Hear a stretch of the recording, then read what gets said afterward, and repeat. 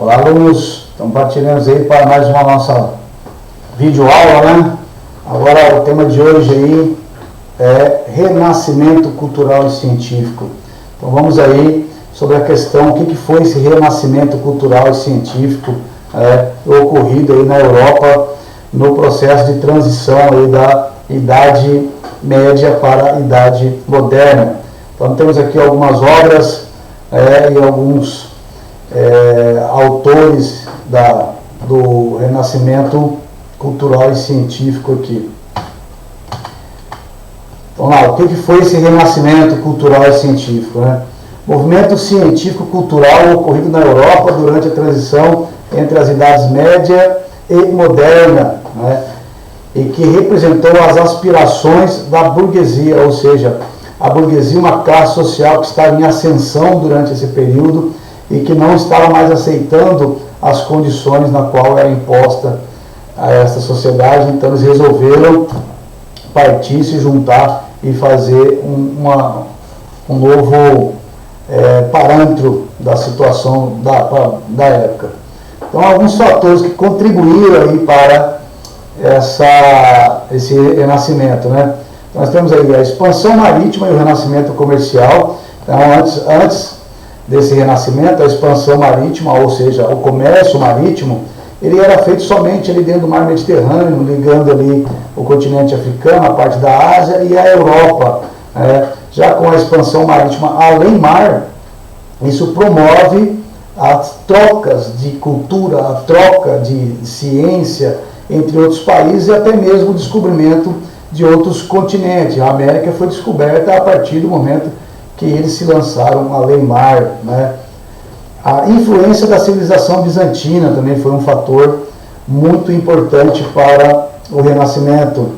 A retomada dos estudos das civilizações clássicas, né, da civilização greco-romana, graças à preservação dos mosteiros, ou seja, tudo aquilo que já havia sido guardado, né, ou pesquisado durante a civilização greco-romana, principalmente no campo da filosofia, no campo do esporte, da medicina, aquilo tudo ficou meio durante um tempo, praticamente aí 10 séculos, né, sobre os olhos da Igreja Católica, né, sobre os mosteiros medievais, né.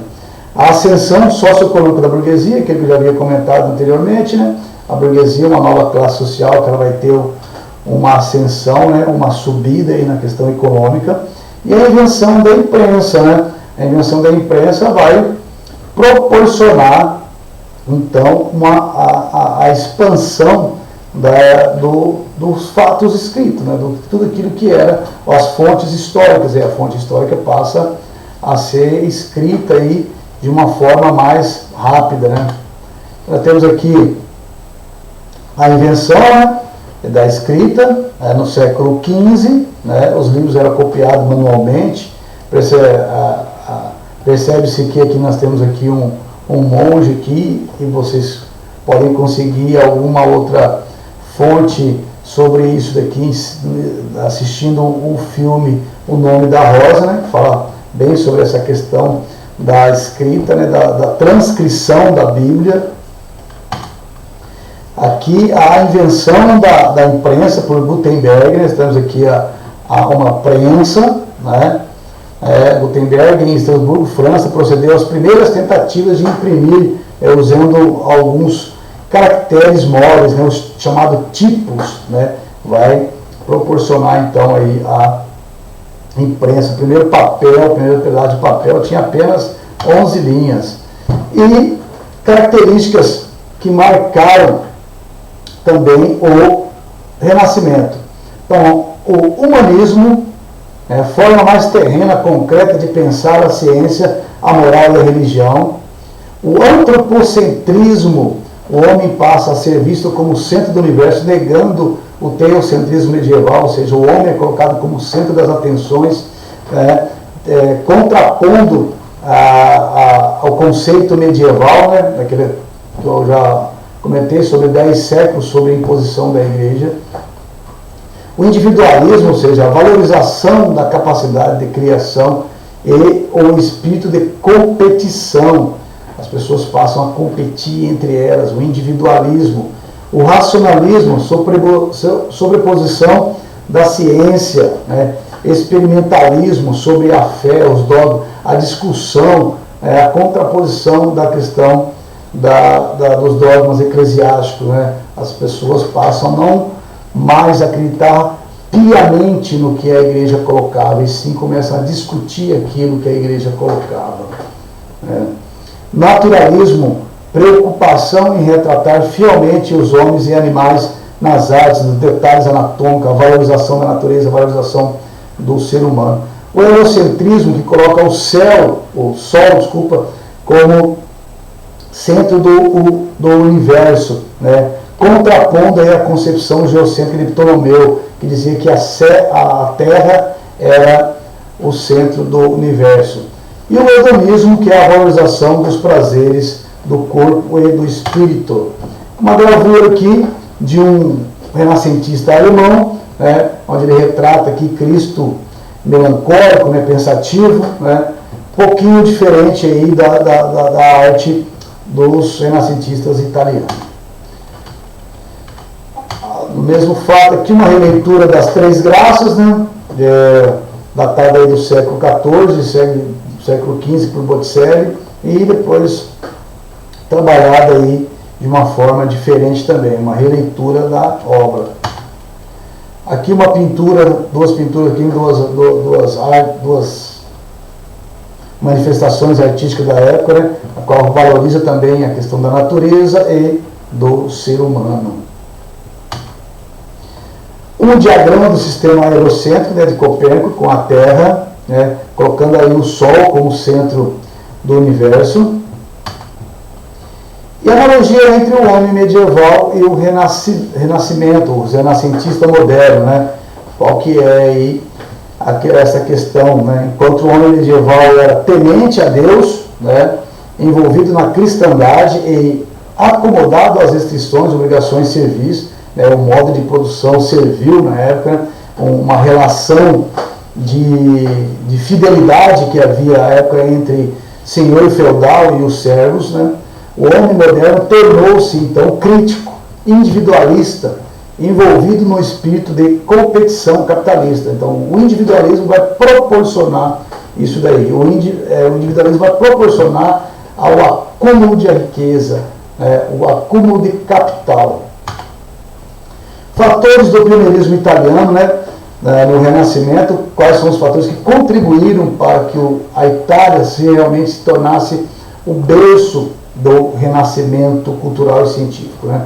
Então nós temos o desenvolvimento comercial de suas cidades, né? Tinha cidades importantes da Itália, Gênova e Veneza, que controlavam o mar Mediterrâneo, né? Diziam os italianos Mare Nostrum, né? Diziam que o mar é nosso, que eles tinham o controle do mar Mediterrâneo. E quando foi lançado aí a expansão comercial marítima, lançaram-se também a concorrência de outros países aí, de outros povos com o pessoal da Itália, do genovese e veneziano, né?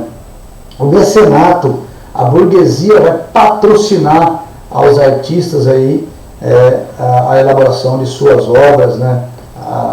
Para que isso daí tivesse uma valorização futura, né? Abrigo dos sábios artistas bizantinos com a queda de Constantinopla. A Itália vai acolher esses artistas, os sábios, né, filósofos, cientistas, todos mais vão ser acolhidos na Itália. E também a Itália tinha a sede do Império Romano, né? Roma era a sede do Império Romano. Então, aqui nós temos uma imagem que retrata uma figura do Maximiliano, né, filho de importante família de Milão, rodeado de colegas desinteressados à sua aula. Então, Maximiliano e os colegas bem desinteressados na aula aqui. Principais autores e obras do Renascimento artístico-cultural na Itália. Nós temos aí Nicolau Maquiavel, né, a sua principal obra, O Príncipe, né, retrata aí a questão que os fins justificam os meios, né? Giovanni Boccaccio, que é o Decameron, a sua principal obra. Dante Alighieri, A Divina Comédia. Leonardo da Vinci, a Gioconda e a Santa Ceia, obras importantíssimas, né? Michelangelo nos afrescos no teto da Capela Sistina, Moisés e Pietà, Sandro Botticelli, o Nascimento de Vênus, a Primavera, e Rafael Sanzio, diversas Madonas. Né? Então nós temos aqui uma obra do Leonardo da Vinci, né? A principal obra dele talvez, né? A Mona Lisa, né? Ou uma imagem aqui do Nicolau Maquiavel, autor de O Príncipe, e o Lourenço de Médici. Aqui uma obra da famosa Pietà de Michelangelo, que representou o Cristo morto no colo de Maria, expressa o infinito amor da mãe pelo filho. Né? E Sandro Botticelli, ao desenhar este belo nascimento de Vênus, inspirou-se na mitologia clássica greco-romana. Ele queria reconciliar o pensamento cristão com o pensamento pagão da antiguidade. Né? A igreja dizia que toda a obra da antiguidade, do Império Romano, do Império Grego, eram obras pagãs que retratavam muito a questão do nu artístico. Tanto é que quando Michelangelo vai fazer sua pintura no teto da Capela Sistina, o próprio Papa da época dizia que aquilo era uma blasfêmia. Né? Aqui. Michelangelo trabalhou durante 4 anos na sua pintura do teto da Capela Sistina, no Vaticano, onde concebeu e realizou um grande número de cenas do Antigo Testamento. A cena mais representativa é da criação do homem, em que Deus estende a mão para tocar Adão. Deus e Adão, a criação do homem. Né? Michelangelo, nessa obra aqui, logo após, ele ficou cego, porque caía muita tinta no seu olho, né? Ele estava ficando cego. Ao morrer com aproximadamente 67 anos, Leonardo da Vinci, também um outro importante aqui, renascentista, né? Deixou cerca de 4.000 páginas com desenhos, anotações, projetos de máquinas e tratados científicos. Leonardo da Vinci não era somente um artista, ele era cientista, ele era filósofo, né? Foi capaz de deixar um legado muito importante aí para o homem moderno. E a revolução científica do Renascimento também trouxe bastante revelações no campo da medicina, né? Que contrariavam os dogmas da época, né? As condenações que a igreja colocava, que sempre quando existia alguma peste, alguma praga na época, que era questão do pecado, né? Então eles vão contrapor esses dogmas, né? Um deles aí é a questão do homem possuir o mesmo número de costelas que a mulher, né? Harry também ele demonstrou que o sangue não circula em uma única direção, que nosso sangue ele circula em várias direções. Né? A expansão do renascimento cultural pela Europa.